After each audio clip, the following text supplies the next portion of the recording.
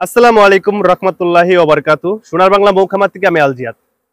তো আমরা মৌমাছির বক্সের ভিতরে যে চাকগুলো বা ফ্রেমগুলো থাকে এইগুলো আমরা কিভাবে তৈরি করি আজকে ভিডিওতে দেখাবো। তো এই চাকগুলো তৈরি করতে আমাদের প্রথমে একটা কাঠের ফ্রেম বানাতে হবে। তো কাঠের ফ্রেমটা কিভাবে বানাই আমরা অবশ্যই দেখাবো। এরপর অবশ্যই গুণার তার লাগাইতে হবে। এরপর একটা আমরা মোমের সিট বা চাক যেটা বলেন সেটা দেবো, তার উপরে তারা এইভাবে বোনাইবে।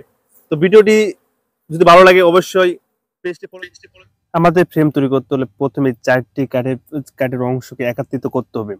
তো এই কাঠগুলো আমরা মূলত কিনে নিয়ে আসছি বা বানাইতে পারি। তো কিনে নিয়ে আসার পরে ফ্রেমগুলোকে একত্রিত করার জন্য আমাদের এই চারটি অংশকে লোহা মারে ভালোভাবে আটকে নিতে হবে।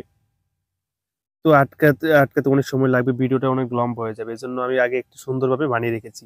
তো এইভাবে চারটি অংশ বানালে এইরকম হইবে।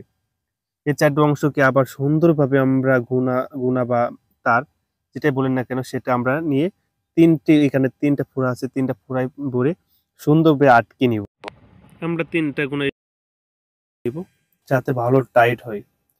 টাইট দেওয়ার জন্য আমরা প্লাস ইউজ করবো, প্লাস দিয়ে ভালোভাবে টান দিয়ে টাইট দিব। টাইট দেওয়ার পর বাকি অংশ আমরা কাটার দিয়ে কেটে নেব যাতে অতিরিক্ত অংশ না থাকে। নেওয়ার পর যাতে বাড়তি গুণাগুলো বাড়ি দিয়ে একটু দাবিয়ে দেবো যাতে হাতে না লেগে ব্যথা না লাগে। তো আমাদের ফ্রেম তৈরি করা শেষ। সেই তিনটি গুণা লাগাইছি, সুন্দরভাবে তৈরি করা শেষ। এবং দেখতে পাচ্ছেন তিনটি গুণা অনেক টাইট ভাবে লাগানো হয়েছে।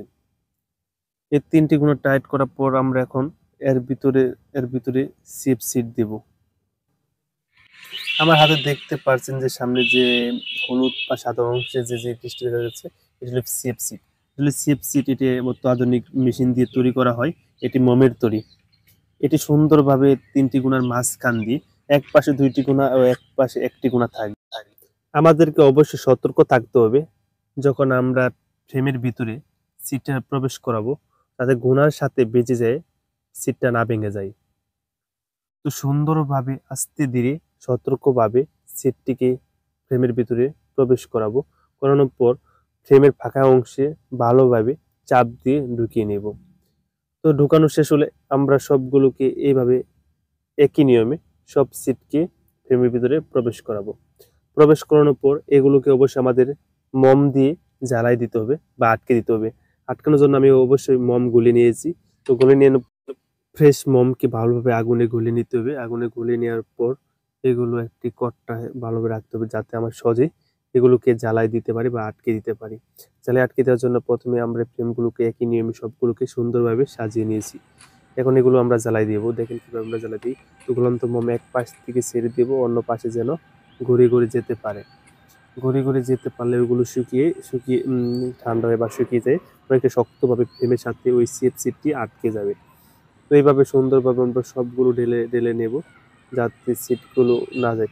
আর এদিকে অবশ্যই সতর্ক থাকতে হবে যাতে মোমরা বেশি গরম না থাকে। গরম থাকলে অবশ্যই মোমের গরমে সিট বা মোমের এই সিটটি গলে যাবে। এদিক দিয়ে আমাদের অবশ্যই নজর রাখতে হবে। আমাদের সিট তৈরি হলে আমরা বক্স আসবে, যে বক্সে দেখবো মাছের চাপ বেশি সেই বক্সে আমরা অবশ্যই ফ্রেম ঢুকাবো। কিন্তু আমরা দেখছি এই বক্সে অনেকটি মাছের চাপ আছে, আলাদা পাইপ ফলস করে নিয়েছে। তো ফলসটি আমরা এখন সুন্দরভাবে ভেঙে দেবো যাতে সিটটি সুন্দরভাবে মাছ করে নিতে পারে। তো প্রথমে আমরা ফলসগুলো সুন্দরভাবে আস্তে দিকে দিকে ভেঙে দেবো যাতে মৌমাছির চাপ না লাগে। মৌমাছির চাপ লাগলে বা গায়ে আঘাত লাগলে কামড় দিতে পারে, সেদিকে আমাদের অবশ্যই সতর্ক থাকতে হবে। তো ফলসটি ভাঙা শেষ হলে আমরা একটা ফ্রেম সরিয়ে একটা ফ্রেমের মাঝখানে দেবো। সরিয়ে দেওয়ার জন্য আমরা ফ্রেমটা হালকা ফাঁক করে নেব যাতে ওই ফ্রেমটা নতুন ফ্রেম যে তৈরি করলাম সেই নতুন তৈরি করা ফ্রেমটি সুন্দরভাবে বসাতে পারে। সে বসানোর জন্য অবশ্যই আমাদের সুন্দরভাবে ফাঁক করে দিতে হবে এবং নতুন ফ্রেমটি যে তৈরি করলাম সেই ফ্রেমটি এখানে বসিয়ে দিব। বসিয়ে দেওয়ার পর 24 ঘন্টা বা আজকে রাত বা কালকে দিনের ভিতরে সিটটি সুন্দরভাবে তৈরি করে নিব। তো সিটটি কিভাবে তৈরি করে নেক্সট ভিডিওতে দেখাবো। তো এত সুন্দর ভিডিও দেখার জন্য সবাইকে অসংখ্য ধন্যবাদ। যারা ভিডিওটি দেখছেন অবশ্যই ভালো লাগলে একটি লাইক এবং একটি শেয়ার বা একটি কমেন্ট করে যাবেন। তো সবাই ভালো থাকবেন, সুস্থ থাকবেন। নেক্সট ভিডিও আসা পর্যন্ত।